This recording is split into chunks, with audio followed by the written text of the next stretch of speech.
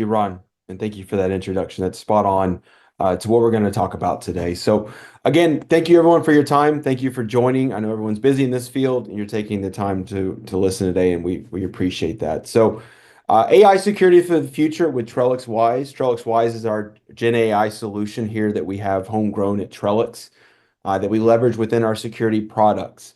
So, quickly in the onset here, who am I? My name again is Taylor Mullins. I'm based out of Houston, Texas. I am a solutions architect here with Trellix, working across the globe here with different customers and also presenting on webinars like today. So, if you're asking yourself, who is Trellix? Never heard of you before? Well, we have a rich history, if you will, and we'll touch on this very briefly here, but not the focus of the presentation. But if you've heard of McAfee, founded in 1987, you've heard of FireEye, founded in 2004. We are the coming together of those two companies in January 2022. We were merged and we became Trellix. So, rich history, again, a lot of experience in the industry of cybersecurity.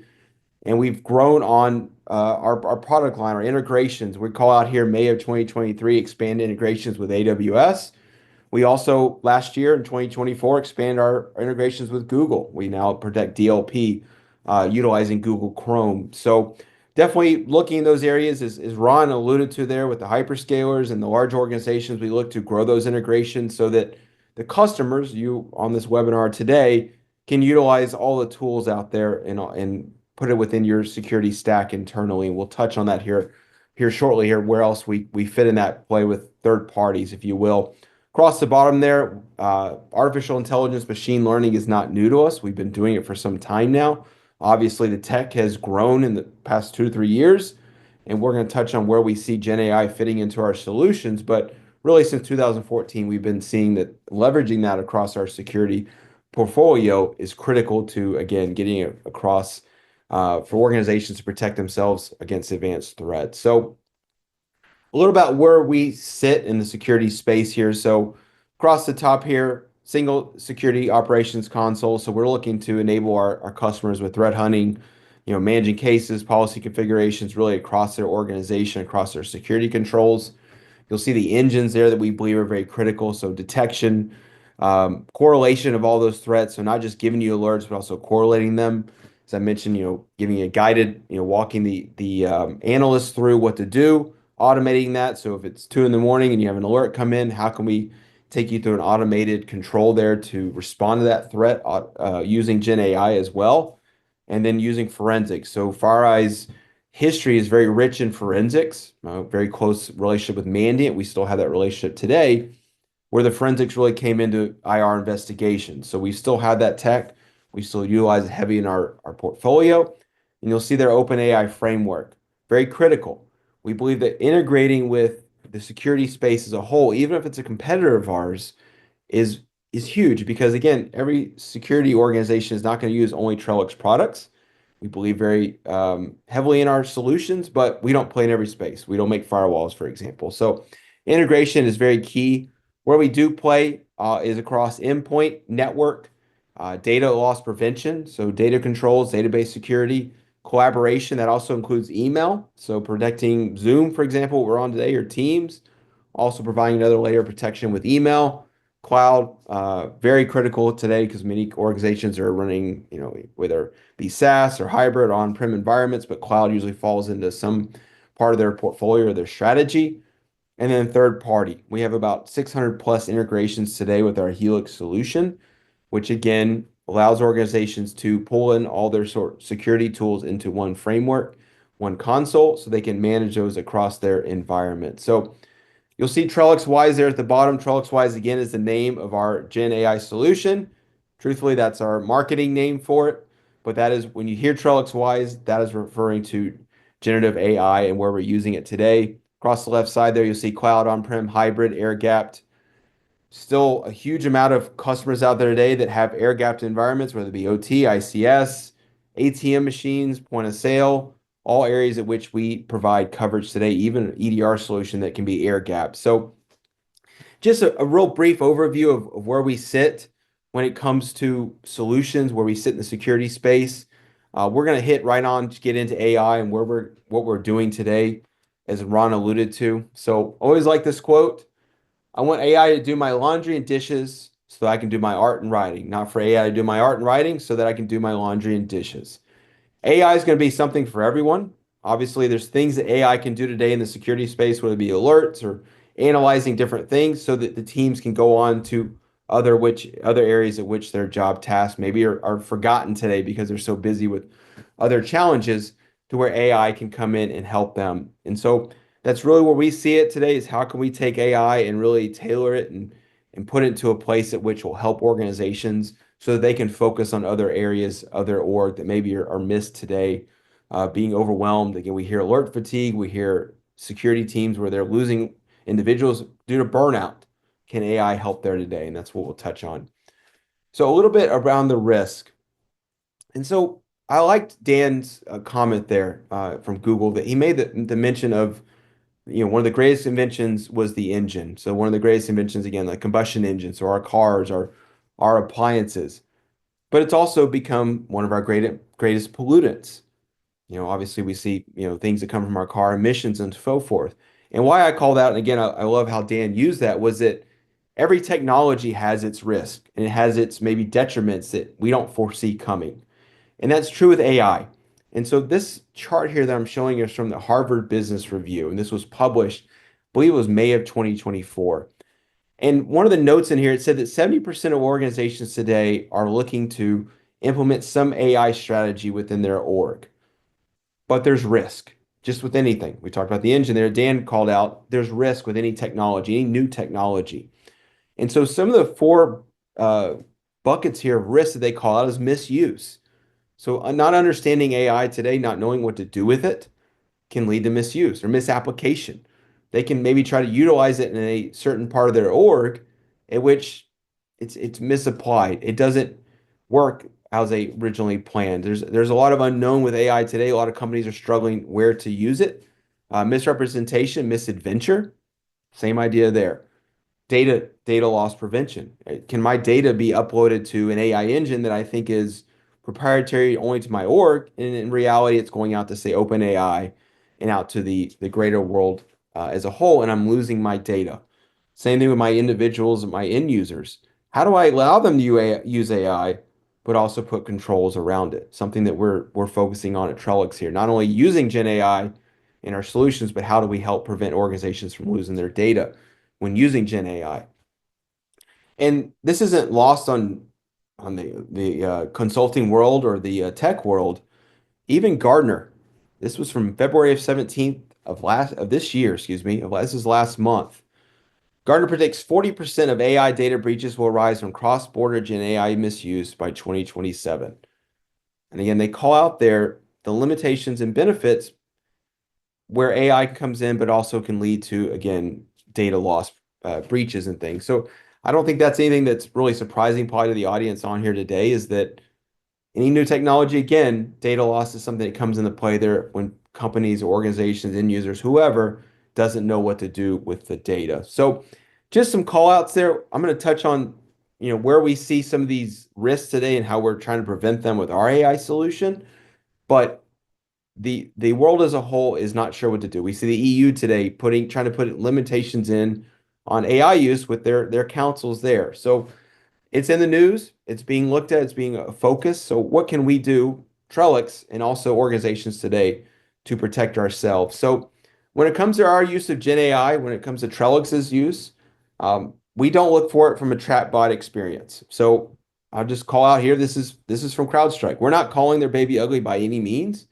What we're using here is how we differentiate ourselves. Every organization is going to do it differently. Every vendor is going to do it differently. But if I'm writing a query here, trying to use Gen AI, is a chatbot experience really much of a help?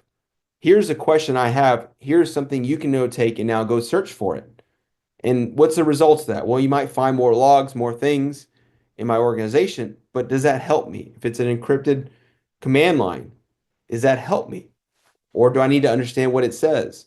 And that's really where we differentiate ourselves. So it's not only calling out what we see in the alerts, but decoding it and telling you if you should care. And we're going to talk about some examples shortly, but not just giving you an alert and saying this might be of interest, you might need to look in this further, but telling you why and breaking that down for you so that, again, the analysts do not have to focus on one alert thousands of alerts trying to find the needle in the haystack, or asking more questions that don't really have good answers, or telling them to do more work to find the right answer. And when we called out those buckets a moment ago from the Harvard Business Review, this is why we believe that's critical to what we're doing. Bias and responsibility. We do not use customer data to train our models. Also, we don't have, say, a plugin with ChatGPT to take the customer data and just send it to ChatGPT, get an answer, and then feed it back to the customer. All data from our customers is kept siloed, if you will. We use our own in proprietary information that we have internally from our looking for years of experience we talked about in our timeline there to fine tune those models. We don't take the data of ABC Corp to train other customer models and say, well, this is what we saw in ABC Corp. We're going to put in your silo as well. We're going to keep all that data separately today, so that again, the results, the decisions are grounded and they're not hallucinations.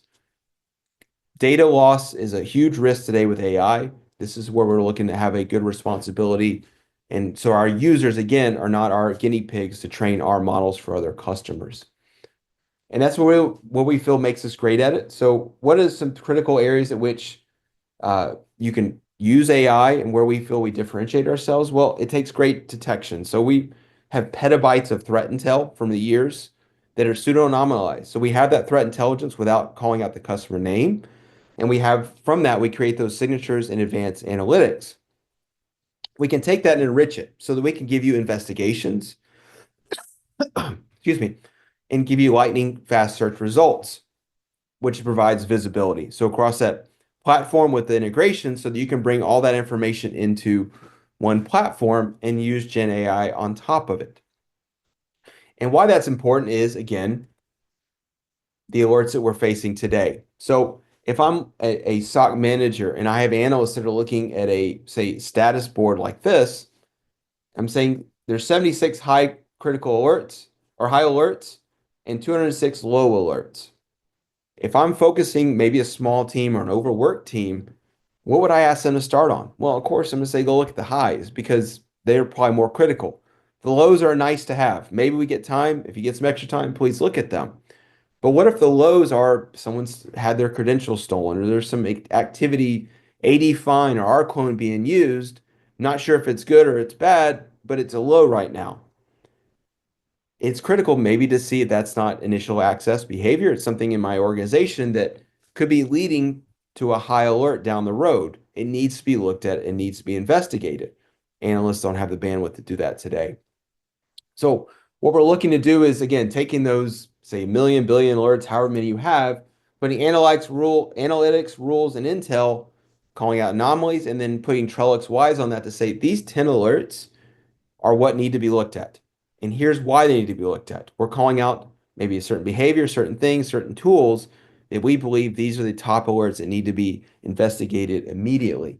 And how that looks on a workflow, say with a powered platform, would say our products, third-party feeds going in, our Helix solution, which is a XDR SIM solution, takes it down to those 10 alerts. The human then can investigate them. They can escalate them using, say, EDR, network detection and response, execute the playbook, and then put a containment around that endpoint. So say it's a certain host that's reaching out to a C2, or we think there's some lateral movement going on, we can then put containment around that host to say, from an automated standpoint, if it's 3 in the morning, this playbook would execute, and then an automated response would happen. Again, scaling the efforts of the SOC team so that they're not having to look at those, again, all those events that we call on there in the top left, they can go down and focus on just the ones that are important. And what does that look like from average customer scenario? So let's say you get on average about 1,100 alerts a day. There's 65 events per alert. Analyst time per event is about 5 seconds. So that's obviously not going to scale very well. But to analyze every alert, Gen AI can look at 357,500 seconds of analyst time per day, which is about 12 8-hour shifts, scaling the team and answering critical questions. So if I'm looking at certain questions that Gen AI could help with, number 2 there, is the user currently traveling? What would it take for me as an analyst to find that out? You have to go look at calendars, reach out to an admin, Were there failed attempts before the password reset? I see a password reset happen. Do I know that there was 3 or 4 attempts before that before they were locked out? Maybe they were doing a brute force. Do they have an executive assistant? Maybe it was the executive assistant trying to do it. Do I know this? Do I know their level of access? What do they do after the password reset? These are all things that will take investigating, analyzing. When the adversary is in your environment or there's activity going on, we don't have time to investigate each of these. It can take lots of time. It says here, Gen AI can perform 13 minutes of work in under 45 seconds. Again, focusing the analyst's attention on what matters, where they can focus on what is important and get ahead of the adversary. So why is that important? Again, and when it comes to the all the alerts, we looked at our low, medium, and highs. 90 days before an actual, say, boom happens, attacker steals credentials, they start moving laterally. You don't see it until down the road. What if we can get a left of boom to say, this stolen credentials, this is critical. It came in maybe as a low. That sounds like something to be more critical. Even if it's a medium, my team didn't get to it because they were focusing on the highs. Calling that out, saying this is something that is critical to look at immediately, and then saying from that alert here, an investigation means understanding the whole story in additional context. So maybe it was an endpoint alert, maybe it was a network alert of certain activity, but pulling in the full context. Maybe it was an email that landed and went to multiple users and it's sitting in their inbox to this day, waiting for more people to click on it.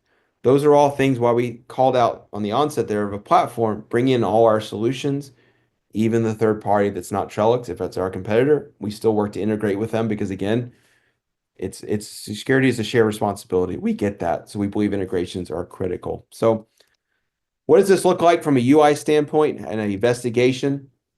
So this is an alert in Helix. Methodology alerts are good or bad, but it's saying it's a medium. So we're seeing PowerShell use here. We're seeing some different, a new process has been created.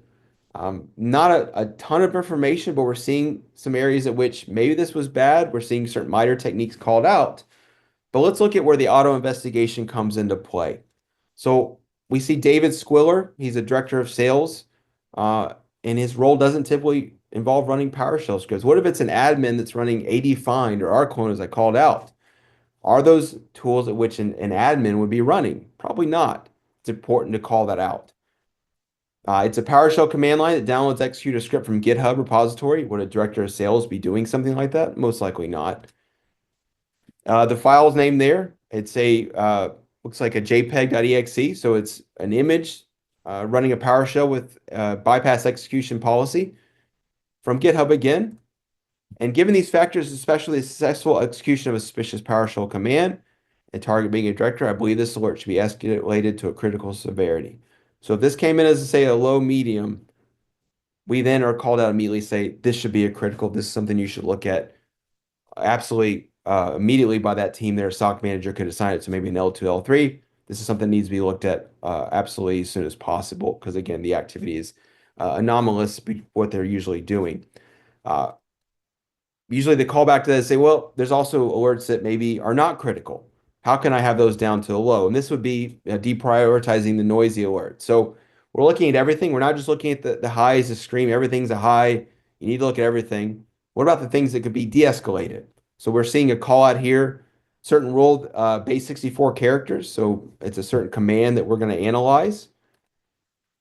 And this is expected behavior from a security scanning tool. So we see it's a Nessus agent. So it's might be doing some scanning, some security scanning internally. And we believe from looking at that, the base 64 contains metadata about the system, OS version, IP addresses, and the plugin information. This is where Gen AI goes beyond a human having to go through all this information to confirm, is this normal behavior? Is this a tool that we run in our organization? Given this appears normal activity for a scanning tool, there's no evidence of compromise. Highlighting this as a higher rating is not warranted. So it goes both ways. If something needs to be escalated to critical, we need to call that out. But if it's not critical, we can bring it back down to say, this is not important right now. This is something that could be either closed or just put down to a low level. And looking at it from a workflow, so we see this a case has been created, an email was delivered. Looking on the right side there, we're seeing the expert summary and steps. So malicious email was landed with macro-based Trojan. indicating successful delivery, potential execution. We recommend immediate isolation of the affected user's account and devices required. You could even automate that, say maybe disable their AD account, disable or contain their system. But we're also pulling down the detailed analysis using the framework. So these are things from this one email landing. We're calling out immediately the user profile. What is their role? IP address profile. Is this legitimate tools versus malicious activity?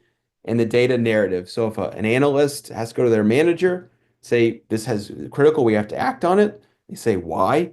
What is the summary? What are you seeing? They immediately can give this to the manager and say, or a higher level analyst and say, these are the things we're seeing.